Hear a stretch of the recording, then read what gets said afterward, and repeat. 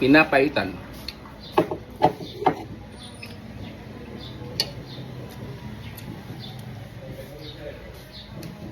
Bakit na? Mapait. Sabi ko kayo, pinapaitan yan. Wala, sobrang pait. Pero, namin mo. Oo ngayon, mapait pa, hindi na. Hindi na sa huli. Oo, di ba? Doon na lang. Nakatikim ka na din yan? Ay. Kaya, sa unang Sa- Mapait pa pala yan. sa unang tikim, mapait. Pero sa sunod, oh, di ba? Hmm. Ngayon ko lang kasi naan yung gulay na ganyan. First time mo kumain yan? Ngayon lang. Sino paano ka? Wala. Walang ganyan dun sa ano ko yan.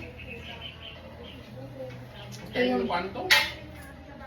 Ilocano yan? Baka sa ibang lugar siguro meron ganyan. Kaya sa amin kasi buya, walang ganyan nun. Baka ngayon meron na. Hindi. Sa palengke maraming binibenta nito? Sa Dagupan? Kahit saan. Ah. Ay, marami sa Dagupan. Ano, sa harap ng ano?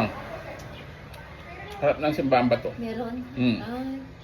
Minsan mahal, minsan. Mura. Mura. 20, Kasi ngayon ko lang 25. natikman talagang ganito. Pero ito, 40 ito ngayon. Nung una, 50. Oo. Tapas din yan. Mm. O, diba? Nakakalit.